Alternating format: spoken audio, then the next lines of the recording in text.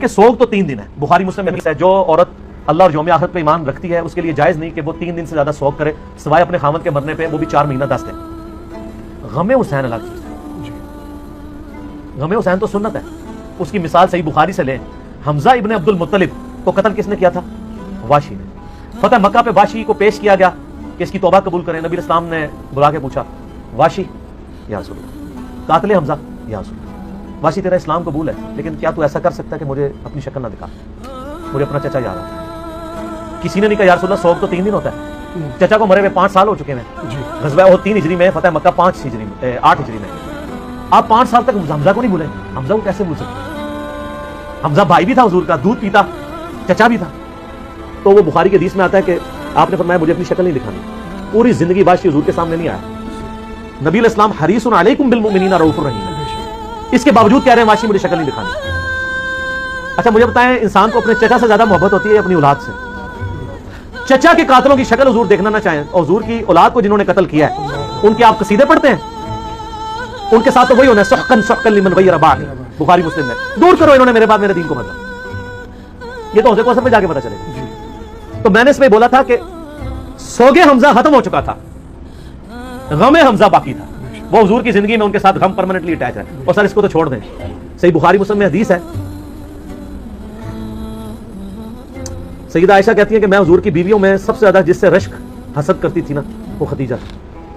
حضور علیہ السلام جب بھی کوئی بکری بھی ذبح کرتے تو حضرت ختیجہ کی سہیلیوں کو بھجوایا کرتے تھے ان کی وفات کے بعد.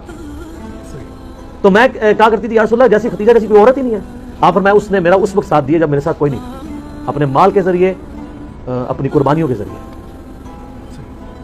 تو سر غم تو کبھی نہیں ختم ہو سکتا. آپ غم حسین کو ختم کرنا چاہتے ہیں, کر کے بتائیں.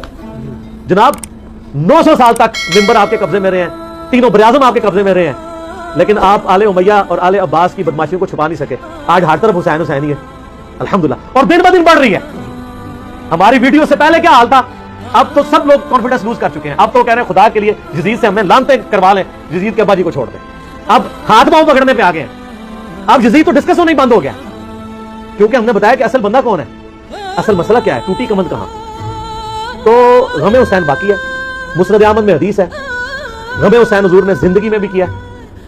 علی بن ابی طالب کہتے ہیں میں حضور کے پاس حاضر ہوا, آپ نے حسین بن علی کو گود میں اٹھایا, ہزاروں قطار رو رہے ہیں. میں نے کہا یا رسول اللہ میرے ماں باپ آپ پہ قربان ہیں, یہ آپ کی حالت کس نے کی ہے؟ اور یہ حدیث سٹارٹ کہاں سے ہوتی ہے؟ مولا علی جو ہیں وہ جنگ نہروان کے لیے جا رہے ہوتے ہیں, نینوا نامی جگہ پہ. صحیح حدیث ہے مسند احمد کی. تو آپ نا وہاں کہتے ہیں اسبر یا ابا عبداللہ, اے ابو عبداللہ صبر کرنا.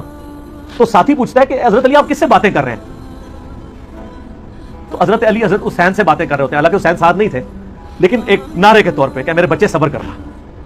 تو انہوں نے کہا کہ مجھے یہاں پہ حضور کی ایک حدیث یاد آئی ہے, کیونکہ اسی جگہ کے بارے میں نبی اسلام نے مجھے بتایا تھا. ایک دن میں آپ کے گھر داخل ہوا, حسین بن علی کو گود میں اٹھایا, میں چھوٹا سا بچہ ہے 3-4 سال کا, آپ رو رہے ہیں. میں نے پوچھا یا رسول اللہ آپ کو کس نے غمگین کیا؟ تو فرمایا ابھی جبریل علیہ السلام میرے پاس آئے تھے, انہوں نے مجھے بتایا کہ آپ کی امت حسین کو قتل کر دے گی فرات کے کنارے, اور میری خواہش پہ جبریل نے یوں ہاتھ مار کے مجھے کربلا کی سرخ مٹی بھی دکھائی, جس کی وجہ سے میں غمزدہ ہو گیا اور میرے آنسو نکل گئے.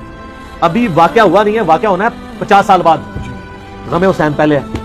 اور واقعے کے وقت کیا ہوا ہے وہ مسند احمد میں متواتر حدیث ہے. ابن عباس کے 8 شاگردوں نے یہ روایت کی ہے.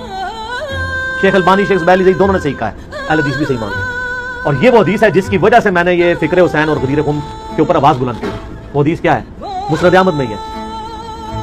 عبداللہ ابن عباس کہتے ہیں کہ ایک دوپہر میں نے خواب دیکھا کہ نبی علیہ السلام پرنگدہ حالت, بال بکھرے ہوئے, اور کپڑے بھی آپ کے گرد آلود ہیں, جیسے مشقت کے آثار ہیں. آپ کے ہاتھ میں خون کی ایک شیشی ہے. تو میں نے کہا یا رسول اللہ میرے ماں باپ آپ پہ قربان, آپ کی کیا حالت ہے؟ تو آپ نے فرمایا کہ میں صبح سے حسین اور اس کے ساتھیوں کا خون جمع کر رہا ہوں. یہ ایک تمثیل آپ علیہ السلام کو دکھائی گئی.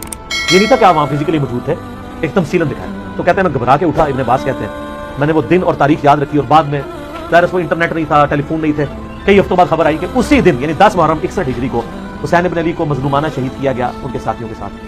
تو غم حسین تو نبی علیہ السلام کو اللہ کی جنتوں میں بھی ہے, اور میں اہل حدیثوں کے لیے اور دیوبندیوں کے لیے, کیونکہ ان دونوں کا مشترکہ روحانی ابا جی ہیں اسماعیل دہلوی, جس نے وہ گستاخانہ کتاب تقویۃ الایمان لکھی ہے, لیکن اس میں اس نے صحیح باتیں بھی کچھ لکھ دی ہیں. تذکیر الاخوان مع تقویۃ الایمان چھپی ہوئی ہے, اس میں اس نے لکھا ہے کہ یہ حدیث اس بات پر گواہ ہے کہ نبی علیہ السلام حضرت حسین کی وفات پر جنت میں بھی غمزدہ ہیں. اور اس کتاب میں وہ جگہ جگہ لکھتے ہیں یزید پلید. یہ تو سعودیہ ایران کی ٹسل کے بعد یہ یزید کے دفاع کرنے والے اہل حدیث ہیں, ورنہ میں آپ کو حلفیہ کہتا ہوں کہ ناسبیت اور زیدیت کے خلاف جتنا کام کیا نا وہ اہل حدیثوں نے کیا.